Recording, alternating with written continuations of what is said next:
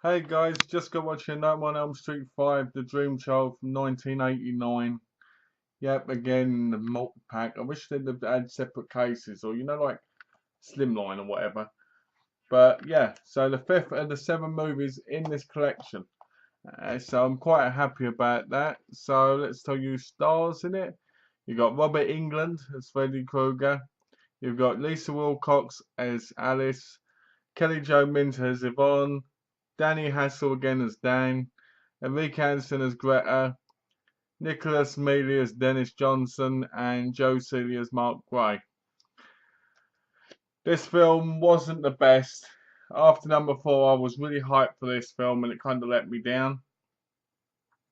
But, I think a lot of that had to do with the fact that you just expect too much, On the fifth one, you need to really realise that things are going to start going downhill. Okay, so let's get started with what happens.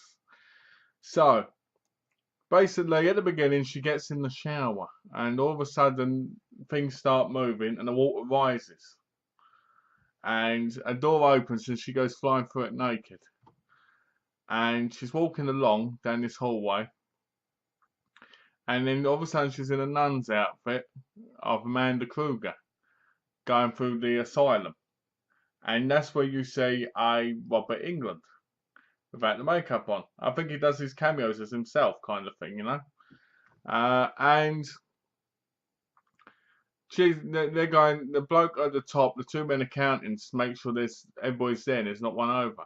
And the bloke interrupts him and says, don't worry about it, all this. So basically, you see them all go over Alice dressed up as Amanda Krueger, and then she wakes up, and then there's Robert England beside her, as one of the mental asylum people, as one of the asylum inmates, and grabbing hold of her, and she wakes up again. And she's actually awake that time. They go to the graduation with the do do do do do do do do do do do. They're like, oh, who gives a shit? And that's what you like. And she goes in another dream, and she goes up these asylum stairs, and she witnesses Amanda Krueger on the table giving birth. She's watching her give birth, and they go, "Oh, look, you need to look after this baby because it's an act of God." And Amanda Krueger goes, "It's not an act of God, it's evil." And basically, they drop it on the floor, and basically looks like a little Freddy Krueger, and it runs past Alice.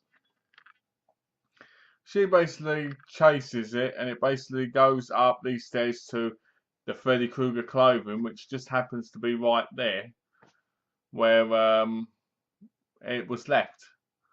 Apparently in this church still, the same church from the thing. It basically goes up in the air, boom, boom, boom happens, is reborn again, and voila, here he is. Here's Freddy. So Amanda Krueger turns up and says to her when she scares him off, "You need to help me, unleash me from my grave," or whatever it is. Unleash me, help me escape. So that's basically what they need to do. They need to find her and release her.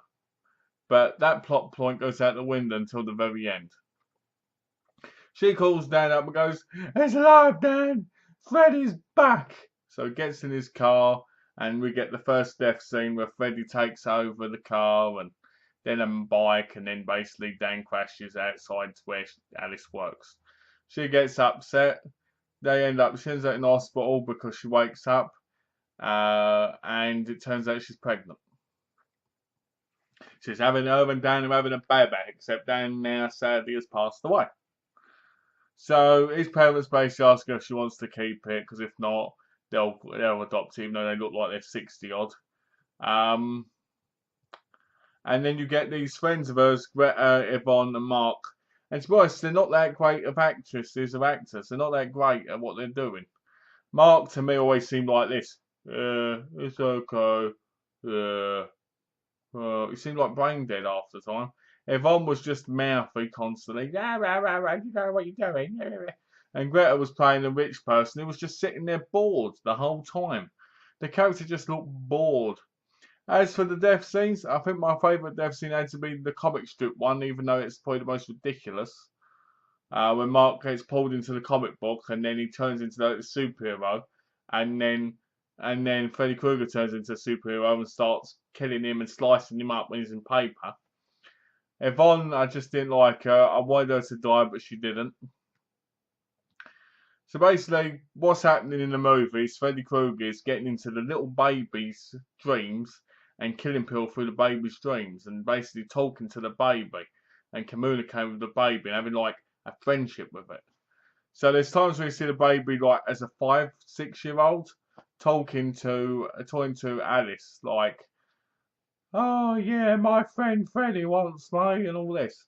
And she finds out it's her baby and she tries to build a relationship with it when she sees it. And you just sit there going, mm-hmm, yep, yep, yep. And it's just like, hardly any kills in it at all. I think there's only, what, 2? 3? Is there 3? I don't know. It was probably the least exciting one in the series, and probably one of the ones I would never go back to again because it was worse than number 2. It's definitely the worst in the series, so that's why at the end, not as bad as Hellraiser Bloodlines, but it was bad.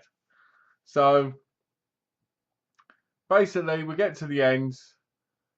We unleash Amanda Krueger. She gets out. Yvonne knocks the wall down and she sees her on her knees and she touches her and the skeleton goes like this. And then the spirit goes, "Thank you." And then she goes through and then she starts talking to Jacob. "Jacob, you're the only one that can stop him. Do to him what he gave you." And you're like, "What he gave you?" Because he turns into little Freddy Krueger like this. And basically, at the end, Freddy Krueger goes in his mum's stomach and then his hand comes out and starts attacking her constantly. And Jacob goes back in her tummy. And you're like this. You just sit there going, "This is terrible." You see the kids singing, 1, 2, coming for you. Freddy's got a headache and he's not liking you. So I don't know. And I know it's not the song, but it just sucks. The movie's just bad. I love Lisa Wilcox as Alice, but it was like they totally let her down. Her character was awesome in the 4th movie, and in this she was a bit weak again. It was like, oh, why can't they kept her the same strong personality she was? Greta's death, where she's sitting at the table and Freddy pushes her into like a baby chair and locks her in and then overfeeds her so she gets really big. And then you see her go through Alice's fridge and then pull her back in. That was quite effective. I like that. But other than that, I didn't really like that much of it. So let's go back to performances. Robert Englund was the same old Robert Englund being Freddy Krueger. It's great, but it wasn't as scary. It was, at that point, it was like more being comedic constantly. There was no scariness. And the fact that Freddy Krueger was really scared of like the asylum and was scared of what his mum was going to do and all this was a bit, as some people have said, soap opera like and a bit childish. Freddy Krueger's killed kids. He's like burnt and he's like this evil entity. It'd be like if Pinhead saw his mum and went, "No, mum, don't hurt me, don't hurt me. I've got all my Cenobite friends, but don't hurt me." You're going to be like, "What?" So I didn't like that.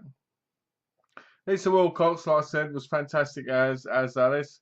Kelly Jo Minter played Yvonne, and she wasn't that great. She was basically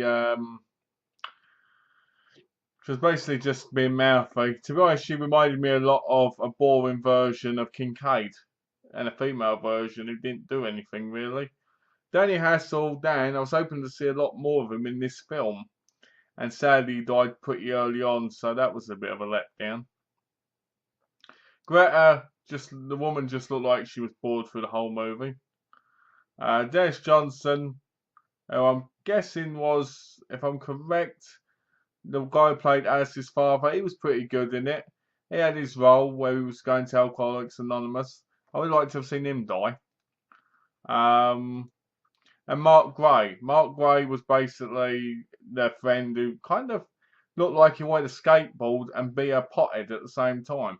It was just like this all the time. Yeah, that's not what they said. Um, I've got my notepad here that says it all on there. Oh yeah, You know, so it wasn't that great. So really, the highlight of the film was Lisa Wilcox and Robert England.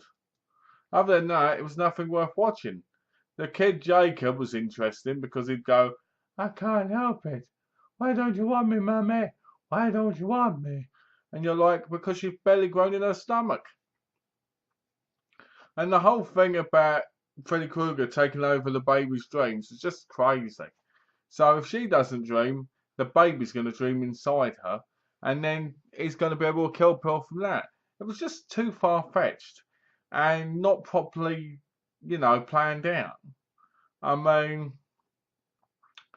the ending bit where they're going up and down the stairs is quite fun and quite nice, but at the same time you're sitting there going, just get over and done with it. The film's an hour and 29 minutes long, and you sit there thinking, I wish it was 20 minutes long, because that's what it was kind of like. It was like you could have put in an episode of Tales of the Crypt or something, because the plot was so thin and not that fleshed out. So all you saw was a lot of, in-between dreams, running about, arguing with family members, like, yes, I'm having the baby, Dad, please don't drink, and you're just like... So, when the film ends, you've got her holding the baby with her friend Yvonne and her dad at a picnic in the park, and you've got the kids singing that song again. 1, 2, it's coming for you. 3, 4, better lock your door, or something like that. And then it ends. So that was basically it. And, the question is, would I recommend a Nightmare on Street 5 Dream Child? No.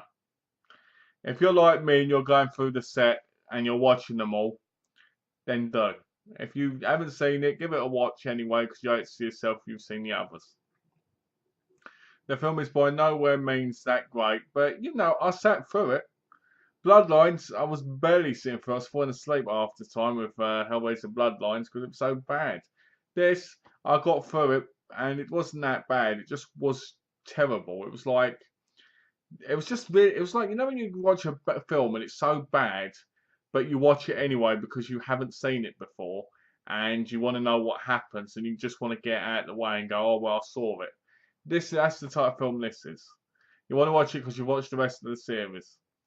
Where it's bad, but you can get through it because you owe it to yourself for being, committed to it. So yeah, I give Nightmare on Street 5 2 stars. Not that great, not worth the time, but if you're like me and you're watching the series, go ahead, give it a watch, pick it up for your collection if you've got the others.